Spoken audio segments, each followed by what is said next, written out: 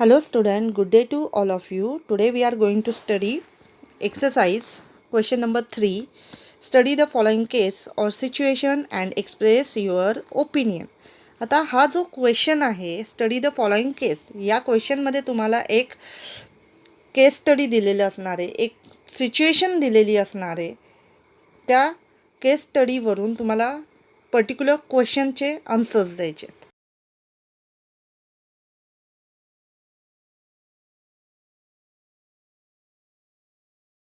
Entire production is purchased by Rupesh Oil Depot, who in turn sells it to various retailers. Mrs. Prachi purchased 2 kg oil from Balaji Groceries.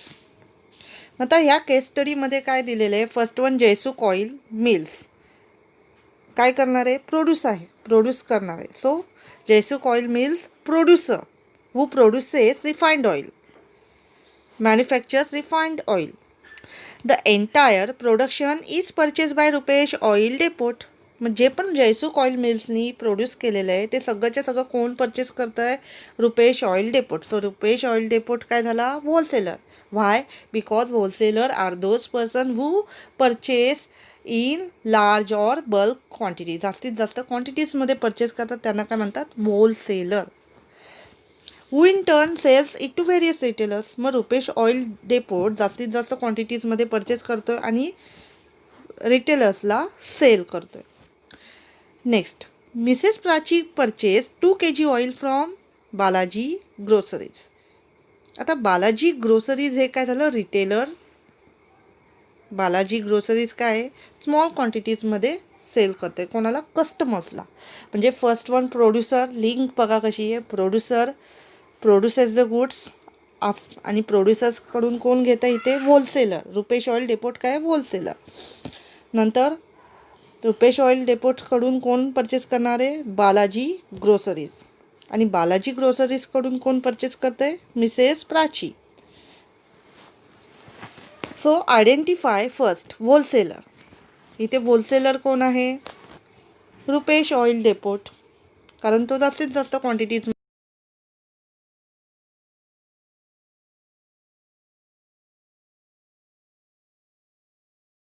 Rupesh oil deputy, फक्त तेवढंच लिहायचं आहे. Second वर retailer, retailer Balaji groceries. Third one consumer कोण असणार आहे, बालाजी ग्रोसरीजकडून जे purchase करणार आहे, बालाजी ग्रोसरीज रिटेलर आहे आणि रिटेलरकडून कोण परचेस करतं, कस्टमर्स. म्हणून इथे कन्झ्युमर कोण असणार आहे, Mrs Prachi. So second case study is Mister Pranav is a tin manufacturer in India. Mr. Jack of England sells goods to Messrs. Frank Corporation in North America, and Mr. Williams of USA buys various goods from Brazil. आता इथे manufacturer कोण आहे, mister Pranab, जो इंडियामध्ये आहे. Mister Jack of England sells goods to messrs Frank corporation in North America. Mister Jack of इंग्लंडनी काय केलेलं आहे, कोणाला सेल केलेले आहेत goods, messrs Frank corporation in North America. So mister Jack of England काय झाला, एक्सपोर्टर झाला. Exporter means are those person who export the goods, sells the goods to different nations, outside the nation or outside the country.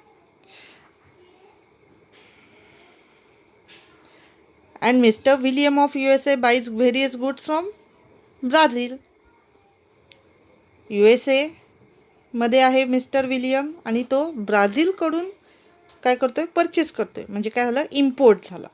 Import means what, here buying goods from another nations. Export means selling goods to another nations. So for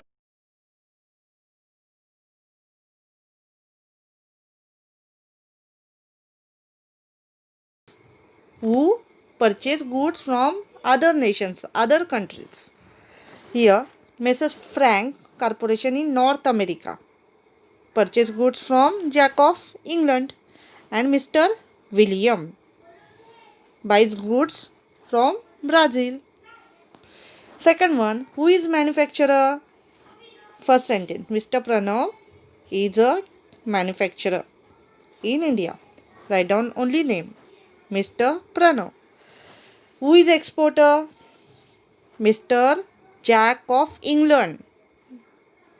Sells goods to Messrs. Frank Corporation in North America. So Mr. Jack of England is the exporter who sells the goods to another nation. So today we studied question number 3 of exercise chapter number 1. Study the following case or situation. Thank you.